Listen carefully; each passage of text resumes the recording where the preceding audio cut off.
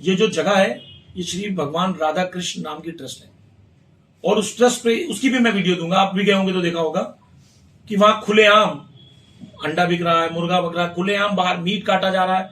क्या ये हमारे गंगा जमनी तहजीब में रहते हुए एक हिंदू भावना के साथ कहीं ना कहीं नाइंसाफी नहीं है? क्या उनकी भावनाएं आहत नहीं होती?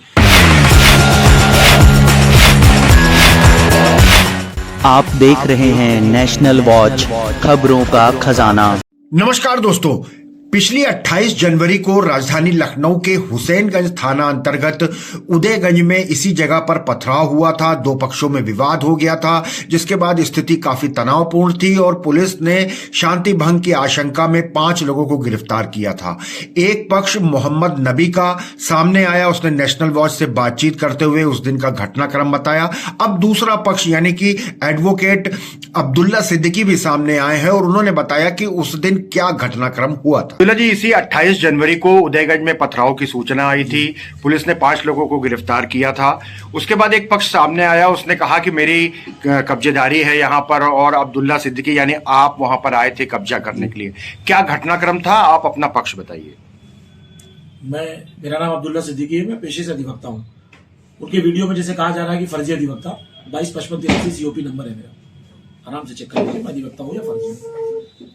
भगवान राधा कृष्ण नाम की एक ट्रस्ट है, 51/31 माता सुक्का देवी मार्ग पर स्थित है, जिसके चीफ ट्रस्टी श्री अनुराग नारायण त्रिवेदी जी हैं, जिन्होंने मुझे उस जगह को किराए पर व्यवसाय करने के लिए दिया। मैं अपने 12-15 लेबर मजदूर ले जाकर प्लाट की सफाई करा रहा था, जो अव्यवस्थित तरीके से ईटा गुम्मा फैला हुआ है उसका चट्टा लगा के मतलब साफ सफाई करा रहा था।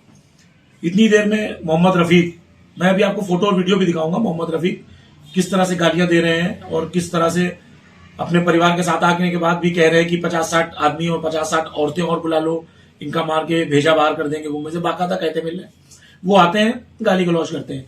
उनसे भी मैं बहुत विनम्रता पूर्वक हाथ जोड़ के मैंने बात कही, उसकी भी वीडियो दूंगा कि आपके पास यदि इससे रिलेटेड जो भी पेपर है, आप पेपर थाने में दिखा दीजिए, अपने ट्रस्ट को सूचित कर दीजिए। मेरे पास ट्रस्ट का बंदा अमर पांडे, जो मेरी लिखा पढ़ी में विटनेस भी है, वो भी मौके पे आया था और 4 दिन पहले वही आके पूरे प्लाट की नपाई पैमाइश करके किया था। 1-1 इंच के हिसाब से प्लाट की नपाई लिखी। उनके में जैसे लगभग 1600 लगभग 1500 वाला काम नहीं है। 1-1 इंच सूद के साथ मेरे पास प्लाट की नपाई है और मेन चीफ ट्रस्टी ने लिखी है। उसके आने के बावजूद जब वो आ जाते हैं, पूरा परिवार इकट्ठा हो जाता है, भद्दी गालियां देते हैं, सबको मारना शुरू कर देते हैं, पथराव शुरू कर देते हैं। उसमें मेरा एक साथी, छोटा भाई समझिए, क्योंकि मेरे मोहल्ले में ही पीछे रहता है, लालबाग में मीटर का काम करता है, शरीफ सिद्दीकी। चूंकि जब भीड़ लगी तो सब भीड़ इकट्ठा हो जाती खड़ी होकर देखने के लिए। उसको भी इन लोगों ने मेरा साथी समझ के मारपीट कूट दिया और इतना मार दिया, जो दीवार गिरते हुए एक वीडियो चल रही है, मीडिया पे देखेंगे, वो उसके ऊपर ही गिर रही है। वो इस कंडीशन में कि उसकी बैकबोन में फ्रैक्चर हो गया और फ्रैक्चर होने के बाद वो हड्डी उसके L2 के नीचे की नसों को दबा रही थी, जिसका सारे न्यूरो डॉक्टरों को दिखाया गया और कैरियर में वो एडमिट है अभी। पहले ट्रामा गया, हमारे थाने के पुराना किला चौकी इंचार्ज तौहीद साहब ट्रामा गए उसको देखने, और उसके बाद वो कैरियर, उसके घर वाले, जब हम लोगों को पुलिस ने जेल भेज दिया तो उनको कोई बताने वाला नहीं था, वो प्राइवेट लेके चले गए कैरियर, जहां उसका परसों न्यूरो का ऑपरेशन हुआ है। डॉक्टर का कहना था अगर ऑपरेशन नहीं होगा तो इसके दोनों पैर पैरालाइज हो जाएंगे। कुछ लोगों का नाम भी उन्होंने साथ में लिया था जी। एक मेरा, एक शैनूर सिद्दीकी जो मेरे जगह लड़का है, जो मेरे साथ उसमें लिखा पड़ी है पेपर में, और ये बैठे हैं जिनको वो गुट उल्टा कह रहा है, एक हाथ से मैं इनका एक हाथ कर दिया। चूंकि ये इस प्रकरण में 151 जब हम लोग जेल गए तो इन्हीं ने अपना वाहन लगा के मेरी जमानत ली है। तो अब जमानतदारों को ये डराया जा रहा है नाम लेके कि तुम्हारा भी मुकदमा लिखा देंगे, तुम्हारे ऊपर भी हम अभियोग दर्ज करा देंगे, पंजीकृत कर देंगे, ताकि तुम भी अपनी जमानत करते फिरोगे और यहाँ दिखना बंद हो जाओगे। इस तरह से महल्ले में और भी लोगों को डराने धमकाने का वो काम कर रहे हैं। चूंकि वो इसी प्रवृत्ति के लोग हैं, और भी चीजें हैं, मैं सब साक्ष्य आपको और भी दूंगा कि इन्हीं ने कैसरबाग में कहा ट्रस्ट की जमीन बेची है, कहां अंडे वालों के पैसे इनके आलम के ऊपर 8 लाख किसके ऊपर है, वो सारी चीजें खुलासा करेंगे कितने फ्रॉड है जी।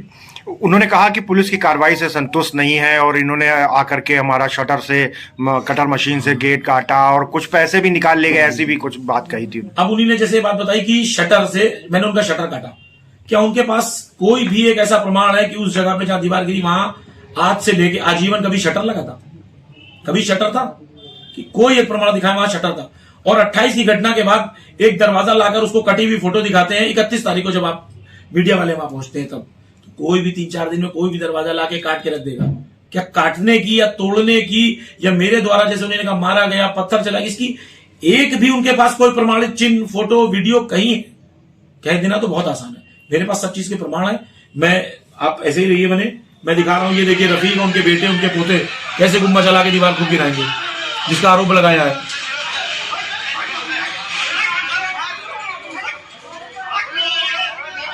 देखिए गालियां, जो उनका लगा सरताज और उनका पोते की आवाज है। जी जी, उन्होंने कहा था कि पुलिस की कार्रवाई से वो संतुष्ट नहीं है। आप संतुष्ट हैं? भाई मैं तो बहुत ज्यादा संतुष्ट हूं, क्योंकि अगर पुलिस, मेरे ही द्वारा 112 किया गया, अगर पुलिस मौके पे ना आती तो ये इतने निर्दयी लोग हैं और अपराधी प्रवृत्ति के लोग हैं कि ये जब एक लड़के का ये हाल कर दिया तो हम लोगों को तो ये लोग ईंट पत्थर जिस तरह से चढ़ा रहे थे, मेरा ख्याल शायद ही हम लोग जीवित बचे होते वहां। ट्रस्ट की तरफ से बताया गया कि आपकी तरफ से फर्जी कागज बनवाए गए एक दिन पहले। जी, ये भी कहा गया कि ट्रस्ट की तरफ से जो है वो आपने फर्जी कागज बना लिए हैं। मेरे पास एक ट्रस्ट का रेजोल्यूशन है जिसमें चीफ ट्रस्टी अनुराग नारायण त्रिवेदी हैं और बाकी 4 उनके परिवार के लोग उसमें ट्रस्टी हैं, मगर चीफ ट्रस्टी अनुराग नारायण त्रिवेदी जी हैं। मैं वो भी अभी आपको दिखा दूंगा। तो मेरी लिखा पढ़ी अनुराग नारायण त्रिवेदी जी से है।